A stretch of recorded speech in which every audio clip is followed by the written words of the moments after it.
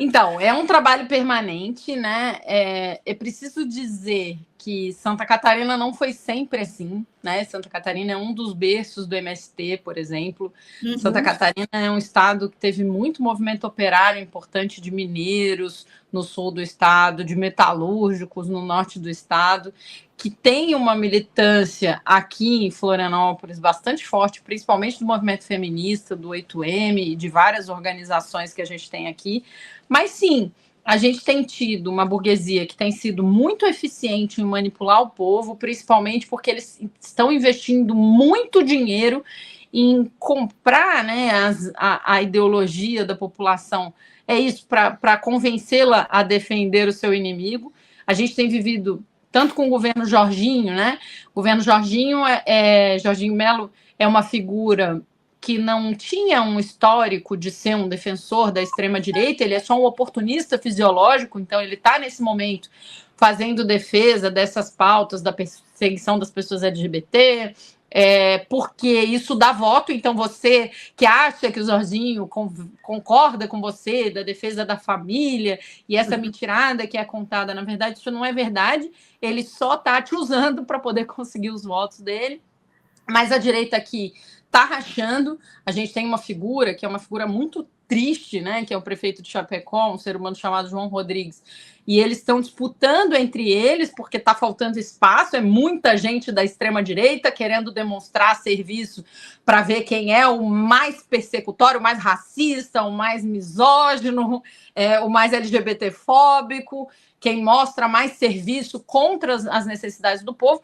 Enquanto isso, eles estão trabalhando de maneira eficiente para acabar com o que o povo realmente tinha eficaz aqui em Santa Catarina. Então, por exemplo, saiu uma estatística recente de que em Santa Catarina, no SUS, por conta da atuação dos seguidos governos de direita e extrema-direita, hoje a espera no Sistema Único em Santa Catarina é de mais de 70 dias. Então, você está defendendo a extrema-direita, né? Você que vota neles, achando que isso é a defesa da família, mas é a defesa da doença da sua família, é a defesa do não atendimento, é a defesa das escolas cujo telhado está caindo, ou como aqui na prefeitura, que já teve várias creches que pegaram fogo por falta de manutenção, é a perseguição a quem cuida de você, então persegue e desorganiza o Sistema Único de Saúde, o funcionamento das enfermeiras e dos médicos, tira os agentes comunitários de saúde e coloca eles para fazer serviço burocrático, porque eles não querem que as pessoas sejam atendidas. A gente teve esse fato que eu falei recentemente, que a Câmara dos Vereadores, que é formada basicamente dessas pessoas que fazem esse discurso da extrema-direita e na hora de votar, votam sempre contra o povo. Então, votaram a reforma da Previdência que o prefeito Topázio apresentou, que é uma retirada de direitos brutal dos servidores públicos, e isso significa que você que precisa dos servidores públicos, né, do serviço público, de assistência, de educação, de saúde, vai ter um serviço cada vez pior. Então, e a gente tem se mantido como, né? Nós fizemos uma força grande para organizar a marcha do enfrentamento à escala 6x1 aqui, então o Movimento Vida Além do Trabalho está se organizando ainda devagarzinho aqui, não por falta de trabalhadores nessa situação, inclusive o prefeito Topázio daqui, ele é um dono de empresa de telemarketing, né? Empresa que faliu porque ele é um empreendedor incompetente ou sem vergonha. Aí a gente precisa, né, saber se essa falência, essa recuperação judicial é uma fraude ou uma incompetência, mas não tem escapatória, é de alguém que a gente não precisa na prefeitura, né? Se for uma fraude porque ele é corrupto, e aliás tem tido muitas denúncias de corrupção contra as prefeituras, a gente já bateu 28 prefeitos, todos de extrema-direita em Santa Catarina, presos por esquemas de corrupção de investigação da Polícia Civil da própria Santa Catarina. Então, não é que a Polícia Federal do Lula foi encontrar, não. A própria polícia daqui, se fizer o mínimo do seu serviço, encontra, né, a corrupção nas prefeituras de extrema-direita, envolvendo contratos com empresas de lixo, envolvendo contratos de terceirização, superfaturamento. Então, a gente tem tido esse processo, mas fortalecendo a nossa luta. Então, fortalecendo a luta dos professores da rede estadual, que estão aí lutando para reajuste, dos trabalhadores na saúde, que estão lutando por reajuste e por condições de trabalho, da defesa da educação pública, que tem sido privatizada, eles estão querendo substituir por voucher, né? Porque eles querem comprar um serviço pagando mais caro, de menor qualidade na iniciativa privada, porque eles são amigos dos empresários e querem dar lucro para os amigos deles.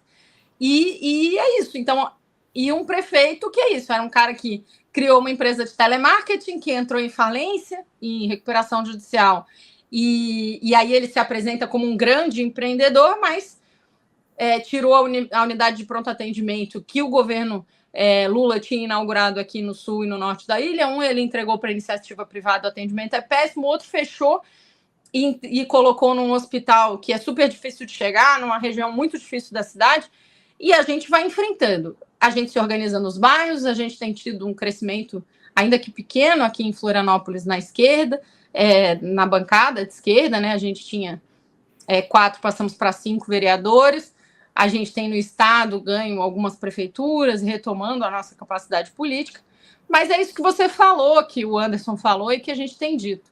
A gente vai crescer mais quanto mais trabalho de base. E aí o movimento feminista e o movimento contra, na verdade, pela diversidade, né, do LGBT tem conseguido as maiores movimentações, as maiores mobilizações para enfrentar essa extrema-direita que, infelizmente, tem ainda muito respaldo. Mas a população começa a enxergar, né? A população começa a ver que os seus interesses não são defendidos por essas pessoas. E aí, inclusive, toda essa confusão com a Michelle começa porque eu faço um vídeo quando o governador do estado estava tentando nomear o filho dele secretário da Casa Civil, olha só, e a Michelle tem a filha dela contratada no escritório do governo do estado em Brasília, e o Jair Renan era assessor do SAFE, que é um senador por Santa Catarina. E eu expliquei para o povo. E ele caiu como vereador aí, caiu do agora, estado, né?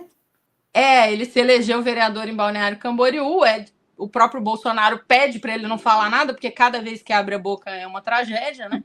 Mas a gente percebe que quando eles dizem, né, Michelle Bolsonaro, Jair Bolsonaro, Jorginho Melo, Jorge Seife, quando eles dizem nós somos defensores da família, eles não explicaram que é da família deles, que eles querem manter os filhos deles mamando na teta do Estado, empregados sendo pagos, tendo salários pagos por nós, né? Então, foi quando eu fiz esse vídeo denunciando isso que eles começaram a me perseguir.